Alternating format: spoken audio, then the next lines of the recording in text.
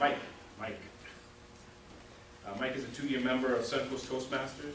He has served multiple times as Toastmaster, General Evaluator, and in each role in the TACQ team. Tonight, Mike is presenting speech 9 from the Confident. Thank you. Communicate Manual, Persuade with Power. His speech is entitled Reflections on Elections, and he offers personal experiences, observations, and a call to action as we prepare for the upcoming election. Mike.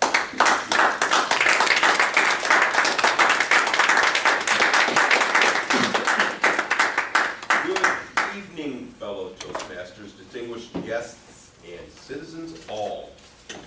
While this can be perhaps perceived as a ghoulish topic, I'm passionate about presidential politics. In fact, this afternoon I was talking with a candidate that appears on the national ballot, including all the ballots in Florida, named Michael Steinberg. He's a resident of Carrollwood, and he's running for vice president under the referendum party. And I've shared through the years a number of conversations with Mike about politics in general, but he has more of a personal involvement in it than I do. But it just goes to show that even at a local level, every little bit helps. So I'm going to embark on this topic, and I'm going to share my personal experiences, some observations, a little bit of history, and then ultimately a call to action. So to set the stage and get us in the mood,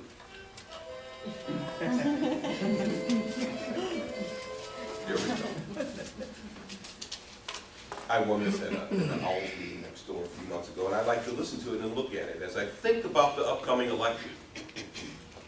And I'm not going to talk about particular parties or perspectives, but I thought to myself that historically, 150 years ago, we had to rely upon reporters to accurately report the debate or the speech that a particular politician gave, and then to carry that to the Pony Express, then to the telegraph wires, and then disseminate it through the United States. Very rarely did we see anything but maybe a tintype photograph of presidents. So we really didn't know what our politicians looked like unless we met them personally. Then we progressed to teletype telegraphs, Pony Express expanded, and then radio was in vogue in World War I, World War II. Then we progressed to broadcast television in 1949, and then in 1960, we're all familiar with the Kennedy and Nixon debate, where for the first time, the candidates appeared live on national television. Since then, we've progressed to cable television and social media. Evolution of technology can be a help or a hindrance. Many people will say it's great because we have instant access to the media. We can check things out on the internet. You can check things out on Facebook, Twitter. You can turn on a myriad of television stations and get different perspectives on the exact same topic. Other people will suggest that there's too much focus on negativity. And while that's been prevalent even in years gone by, perhaps even more prevalent now, leaving some people to suggest that we're in trouble one way or the other.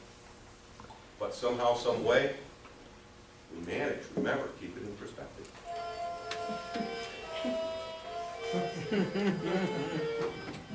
Oops, sorry. When I was a young boy, 15, I was visiting my grandparents up in Findlay, Ohio. And my grandpa gave me something to do and gave me a little bit of allowance, so I was able to at least think I was doing some work for his grocery store. I saw a motorcade whizzing by, limousines. I asked him, "What's that?" He said, "It's President Gerald Ford going to give a speech." And I thought, I'd like to see that.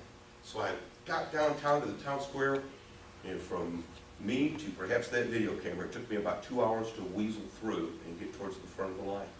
And he actually came by, crisscrossing either side, shaking hands. I got to shake hands with President Ford. And then a few years later, my dad, when I was in law school in St. Louis, my dad stopped and helped a lady on the side of the road who had been in an automobile accident. He stayed with her until such time that the police and first responders got there. Then she took down, the police took down his name and said, Barbone. that's an interesting name. So when she recuperated, she said, called him to thank him, said, do you have a son or any relative in law school? And he said, sure. Well, I got to know her, Lisa Parsons is her name. And Lisa had worked for a governor of a state before going to law school. When that governor came to town, it was indeed my pleasure to meet, back in 1983, Bill and Hillary Clinton. And he suggested that someday, maybe in 1996, he would want to run for president, but of course, we know he ran in 92, and the rest is history. For every person that has aspirations of running for president, who knew that I actually met the future president.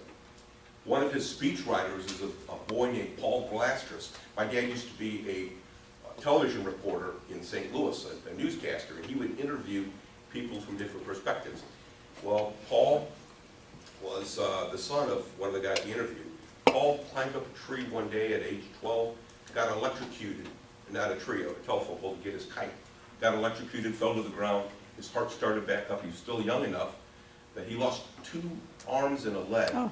He went on to become a chief speechwriter for William Jefferson Clinton. You can check it out in Wikipedia. So just different little things to show that even though it seems like far away, it's really close. So one of the hypotheses that I have is that the media will embellish direct issues and create an issue even if there isn't one.